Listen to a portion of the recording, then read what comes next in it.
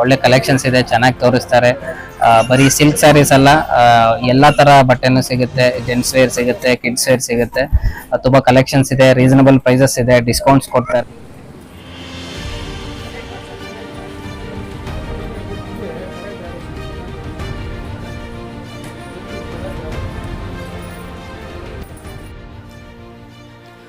ತಾಲೂಕು ದಂಡಾಧಿಕಾರಿಗಳ ಕಚೇರಿ ಸಭಾಂಗಣದಲ್ಲಿ ಡಿ ದೇವರಾಜ ಅರಸೂರವರ 109ನೇ ಜನ್ಮ ದಿನಾಚರಣೆ ಕಾರ್ಯಕ್ರಮ ಹಮ್ಮಿಕೊಂಡಿದ್ದು, ಜಿಲ್ಲಾಡಳಿತ ಹಾಗೂ ಜಿಲ್ಲಾ ಪಂಚಾಯತ್ ಹಿಂದುಳಿದ ವರ್ಗಗಳ ಕಲ್ಯಾಣ ಇಲಾಖೆ, ಟಿ ದೇವರಾಜ ಅರಸು ಹಿಂದುಳಿದ ವರ್ಗಗಳ ಅಭಿವೃದ್ಧಿ ನಿಗಮ ಹಾಗೂ ಕನ್ನಡ ಮತ್ತು ಸಂಸ್ಕೃತಿ ಇಲಾಖೆ ಹಾಗೂ ಸಾಮಾಜಿಕ ನ್ಯಾಯದ ಹರಿಕಾರ, ಹಿಂದುಳಿದ ವರ್ಗಗಳ ನೇತಾರ, ಕರ್ನಾಟಕ ಮಾಜಿ ಮುಖ್ಯಮಂತ್ರಿ ಡಿ ದೇವರಾಜ ಅರಸೂರವರ ಜನ್ಮ ದಿನಾಚರಣೆ ಬಹಳ ವಿಜೃಂಭಣೆಯಿಂದ ನೆರವೇರಿಸಿ ಈ ಸಮಾರಂಭ ಕಾರ್ಯಕ್ರಮದಲ್ಲಿ ಗೌರವಾನ್ವಿತ ತಾಲೂಕು ದಂಡಾಧಿಕಾರಿಗಳು ಸುಧೀಂದ್ರ ಅವರು, ತಾಲೂಕು ಎಕ್ಸಿಕ್ಯೂಟಿವ್ ಆಫೀಸರ್ ರವಿ ಅವರು, ತಾಲೂಕು ಶಿಕ್ಷಣ ಇಲಾಖೆ ಅಧಿಕಾರಿಗಳು ಮುನಿ ಲಕ್ಷ್ಮಯ್ಯ, ಪುರಸಭೆ ಮುಖ್ಯ ಅಧಿಕಾರಿಗಳು ಸತ್ಯನಾರಾಯಣ್, ತಾಲೂಕು ವಿಸ್ತರಣಾಧಿಕಾರಿಗಳು ಪ್ರಸನ್ನ ಕುಮಾರ್ ಹಾಗೂ ತಾಲೂಕು ವ್ಯಾಪ್ತಿ ಸುಮಾರು 9 BCM ಹಾಸ್ಟೆಲ್ ವಾರ್ಡನ್ ಅಧಿಕಾರಿಗಳು Ravanappa, Rajeshwari madam, Varalakshmi madam, Latha madam, Manjunath, Jaikumar ಹಾಗೂ ಸಿಬ್ಬಂದಿ ವರ್ಗದವರು ಗೋಪಿನಾಥ್ ಸರ್, ಆನಂದ್ ಕುಮಾರ್, ನಾರಾಯಣ ಸ್ವಾಮಿ,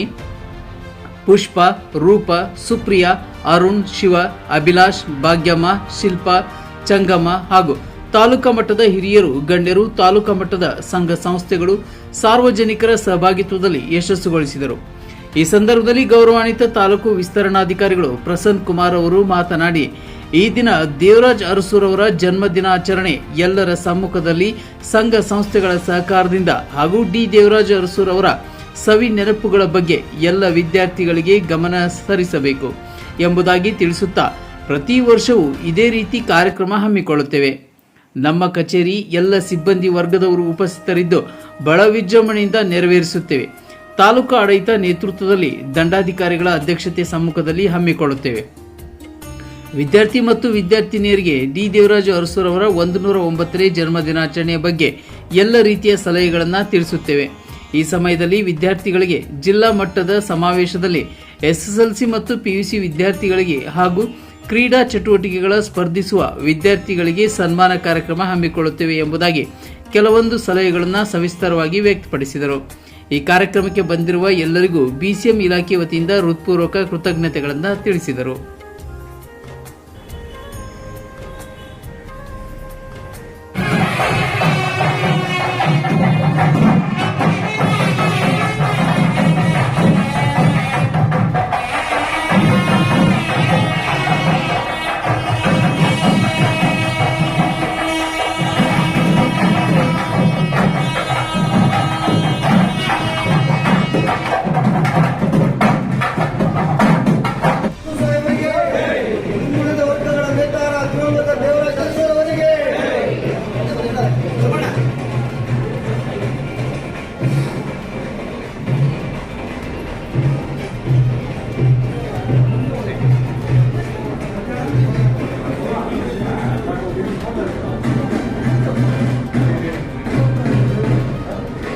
ವರ್ಷ ಕೂಡ ಆಚರಣೆ ಮಾಡ್ಕೊಂಡು ಹೋಗ್ತಾ ಇದೀವಿ. ಇದು ಹೀಗೆ ಮುಂದುವರಿಲಿ ಅಂತ ಹೇಳ್ತಾ, ಮತ್ತು ಈ ಕಾರ್ಯಕ್ರಮದಲ್ಲಿ ಭಾಗವಹಿಸಿರ್ತಕ್ಕಂಥ ಎಲ್ಲ ನಮ್ಮ ಹಿಂದುಳಿದ ವರ್ಗಗಳ ಕಲ್ಯಾಣ ಇಲಾಖೆಯ ಸಿಬ್ಬಂದಿ ವರ್ಗದವರು, ವಿದ್ಯಾರ್ಥಿಗಳು ಹಾಗೂ ಎಲ್ಲ ಹಿಂದುಳಿದ ವರ್ಗಗಳ ಒಂದು ಸಂಘ ಸಂಸ್ಥೆಗಳ ಪದಾಧಿಕಾರಿಗಳು ಬಂದಿದ್ದಾರೆ. ಹಾಗೆ ತಾಲೂಕು ಆಡಳಿತ ಇದನ್ನ ನೇತೃತ್ವವನ್ನು ವಹಿಸಿಕೊಂಡು ತಾಲೂಕು ಆಡಳಿತದ ತಹಸೀಲ್ದಾರ್ ಅವರ ನೇತೃತ್ವದಲ್ಲಿ ಬೌದ್ಧಿಕಕ್ಕೆ ನಡೀತಾ ಇರೋದಕ್ಕೆ ನಾವು ಎಲ್ಲರೂ ಕೂಡ ಅನಂತ ಧನ್ಯವಾದಗಳನ್ನು ಹೇಳ್ತಾ ನನ್ನ ಮಾತು ಮುಗಿಸ್ತೀನಿ.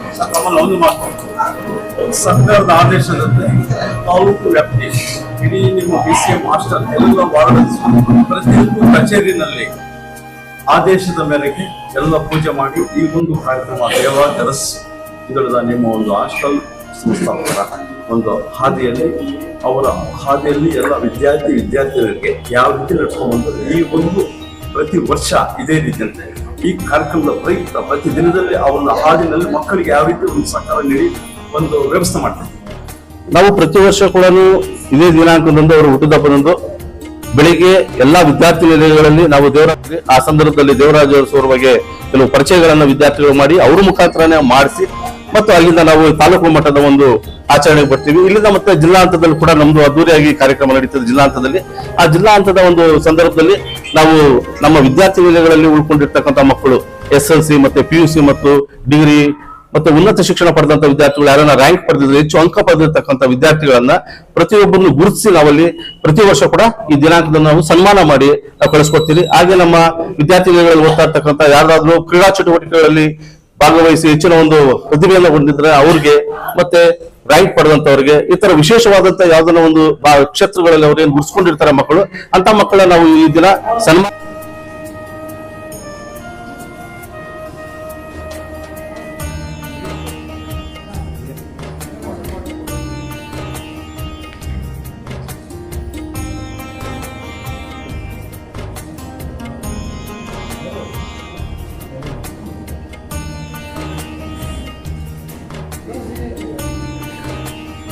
ಹಂತದಲ್ಲಿ ಇಟ್ಕೊಂಡಿರ್ತೀವಿ.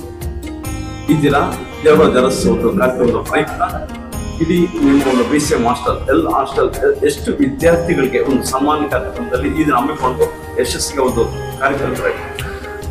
ನಾವು ಈ ದಿನ ಜಿಲ್ಲಾ ಹಂತದಲ್ಲಿ ಕೋಲಾರ ಜಿಲ್ಲೆಯಲ್ಲಿ ನಾವು ಇಟ್ಕೊಂಡಿದ್ದೀವಿ. ಪ್ರತಿ ತಾಲೂಕಿನಿಂದ SLCಯಲ್ಲಿ ಹೆಚ್ಚು ಅಂಕ ಪಡೆದಿರ್ತಕ್ಕಂಥ 2 ವಿದ್ಯಾರ್ಥಿಗಳು, PUCಯಲ್ಲಿ ಹೆಚ್ಚು ಅಂಕ ಪಡೆದಿರ್ತಕ್ಕಂಥ ವಿದ್ಯಾರ್ಥಿಗಳು ಮತ್ತು ವಿಶ್ವವಿದ್ಯಾಲಯ ಮಟ್ಟದಲ್ಲಿ ಗೋಲ್ಡ್ ಮೆಡಲ್ ಪಡೆದಿರ್ತಕ್ಕಂಥ ಕೆಲವು ವಿದ್ಯಾರ್ಥಿಗಳು ನಮ್ಮ ವಿದ್ಯಾರ್ಥಿಗಳಿದ್ದಾರೆ. ಅಂತ ವಿದ್ಯಾರ್ಥಿಗಳು ನಾವು ಸನ್ಮಾನವನ್ನ ಇದನ್ನ ಇಟ್ಕೊಂಡಿದ್ದೀವಿ. ಹಾಗೆ ಕೆಲವು ಕ್ರೀಡಾ ಚಟುವಟಿಕೆಗಳನ್ನು ಆಯೋಜನೆ ಮಾಡಿದ್ದೀವಿ. ಪ್ರಬಂಧ ಸ್ಪರ್ಧೆ, ಚರ್ಚಾ ಸ್ಪರ್ಧೆ, ಈ ತರ ಅದರಲ್ಲೂ ಕೂಡ ಹೆಚ್ಚಿನ ಒಂದು ಪ್ರತಿಭೆಯನ್ನು ತೋರಿಸಿರ್ತಕ್ಕಂಥ ವಿದ್ಯಾರ್ಥಿಗಳಿಗೆ ನಾವು ಇವತ್ತು ಸನ್ಮಾನ ಇಟ್ಕೊಂಡಿದ್ದೀವಿ. ಪ್ರಸನ್ನ HM, ಕಲ್ಯಾಣಾಧಿಕಾರಿಗಳು, ಶ್ರೀನಿವಾಸಪುರ.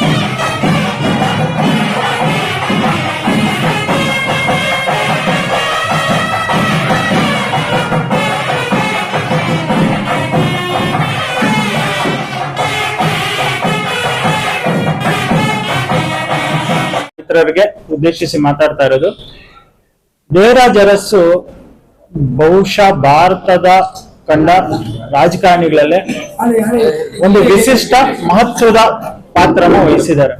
ಯಾಕೆ ಅಂತಂದ್ರೆ ಭಾರತದ ರಾಜಕೀಯ ಯಾವಾಗ್ಲೂ ಸಂಖ್ಯೆಗಳ ಮೇಲೆ ಮತ್ತೆ ಸಂಖ್ಯೆಗಳ 2 ತರ ಸಂಖ್ಯೆಗಳ ಮೇಲೆ ನಡೆಯುವಂತಹ ಒಂದು ಕ್ರಿಯೆ. ಯಾವಾಗ್ಲೂ ಒಂದು ಸಂಖ್ಯೆ ಬಂದ್ಬಿಟ್ಟು ಜನಸಂಖ್ಯೆ, ಒಂದು ಸಮುದಾಯ ಎಷ್ಟು ಸಂಖ್ಯೆ ಇದೆ, ಅವ್ರ ರಿಪ್ರೆಸೆಂಟೇಟಿವ್ ಯಾರು, ಇಂಥದ್ದು. ಇನ್ನೊಂದು ಸಂಖ್ಯೆ ಬಂದ್ಬಿಟ್ಟು ಬಲ. ಏನ್ ಬಲ ಅಂತ ಬಿಡಿಸಿ ಹೇಳ್ಬೇಕಾಗಿಲ್ಲ, ನಿಮಗ್ ಗೊತ್ತಿದೆ. ಸೊ ಇಂಥ ಒಂದು ಸಂದಿಗ್ಧ ಪರಿಸ್ಥಿತಿನಲ್ಲಿ ಭಾರತದ ರಾಜಕೀಯಕ್ಕೆ ಹೊಸ ದಿಕ್ಕು ದೆಸೆಗಳನ್ನ ಕೊಟ್ಟಂತ ಅತಿ ದೊಡ್ಡ ನಾಯಕ ಅಂತಂದ್ರೆ ದೇವರಾಜ ಅರಸು. ಇಂದಿರಾ ಗಾಂಧಿ ಅವತ್ತಿಗೆ ಶ್ರೀಮತಿ ಇಂದಿರಾ ಗಾಂಧಿ ಮೇಡಮ್ ಅವರು ದಿನಾಂಕ 20 ಆಗಸ್ಟ್ 2024 ಈ ದಿನ ಡಿ ದೇವರಾಜ ಅರಸುರವರು ಮಾಜಿ ಮುಖ್ಯಮಂತ್ರಿಗಳು ದಿವಂಗತ ಅವರ ಒಂದು ಜನ್ಮ ದಿನಾಚರಣೆಯನ್ನ ಹಿಂದುಳಿದ ವರ್ಗಗಳ ಕಲ್ಯಾಣ ಇಲಾಖೆ ಹಾಗೂ ತಾಲೂಕು ಆಡಳಿತ ಶ್ರೀನಿವಾಸಪುರ ಹಾಗೂ ಎಲ್ಲ ಸಂಘ ಸಂಸ್ಥೆಗಳ ಪದಾಧಿಕಾರಿಗಳ ಒಂದು ಒಕ್ಕೂಟದೊಂದಿಗೆ ಈ ಒಂದು ದಿನಾಚರಣೆಯನ್ನ ನಾವು ಅದ್ದೂರಿಯಾಗಿ ಶ್ರೀನಿವಾಸಪುರ ತಾಲೂಕಿನಲ್ಲಿ ಆಚರಿಸ್ತಾ ಇದೀವಿ.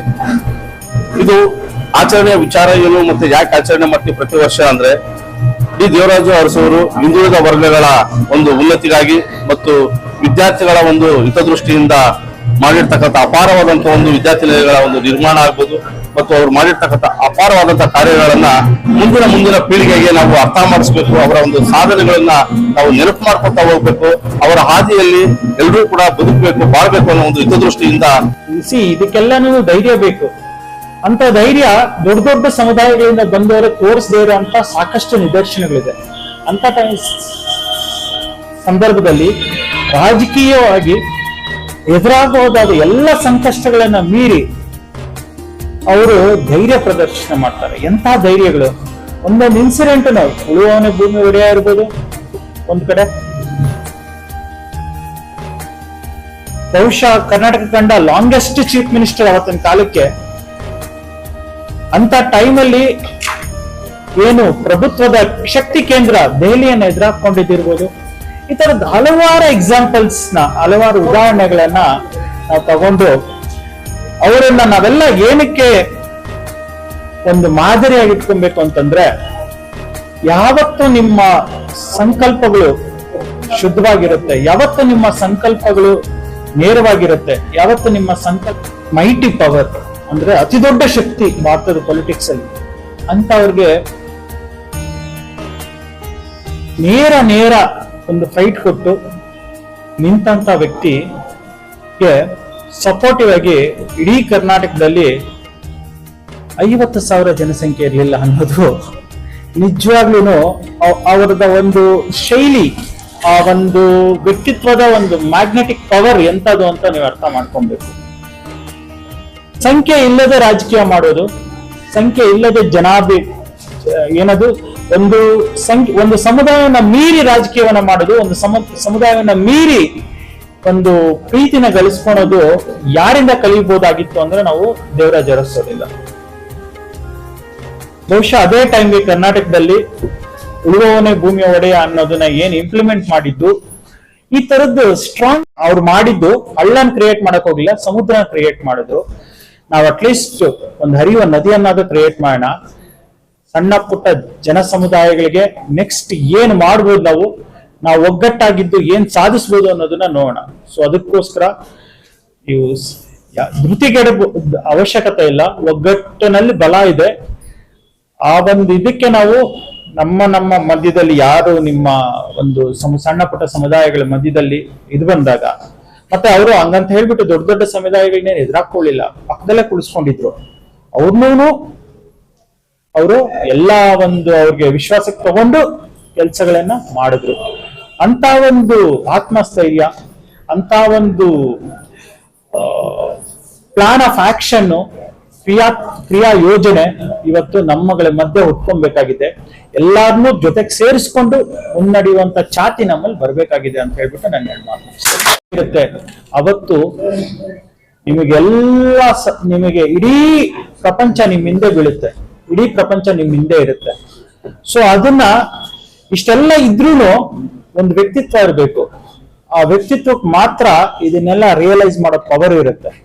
ಎಲ್ಲಾನು ಎಲ್ಲರ ಹತ್ರ ಇರೋರು ಕೂಡ ಫೇಲ್ ಆಗಿರ್ತಾರೆ, ಆದ್ರೆ ಫೇಲ್ ಆಗದೆ ಇರೋ ಒಬ್ಬ ನಾಯಕ ಆಗ್ತಾನೆ. ಅಂತ ನಾಯಕ ನಮ್ಮ ದೇವರಾಜ ಅರಸ್ ಸಾಹೇಬರು. ನಮ್ಗೆಲ್ಲಾನು ಅವರು ಒಂದು ದಾರಿ ಹಾಕೊಟ್ಟಿದ್ದಾರೆ. ಅದರಲ್ಲಿ ಎಂತ ದಾರಿ ಅಂದ್ರೆ, ಹನಿ ಹನಿ ಕೂಡಿದ್ರೆ ಹಳ್ಳ ಅನ್ನೋ ದಾರಿ. ನಾವೆಲ್ಲ ಹನಿ ಬಿಂದುಗಳು, ಎಲ್ಲ ದಮನಿತ ವರ್ಗಗಳು, ಎಲ್ಲ ಸಣ್ಣ ಪುಟ್ಟ ಜನಸಂಖ್ಯೆಯ ವರ್ಗಗಳು ಹನಿಗಳು. ಆದ್ರೆ ಅವರು ಕ್ರಿಯೇಟ್ ಮಾಡಿದ್ ಮಾತ್ರ ಹಳ್ಳ.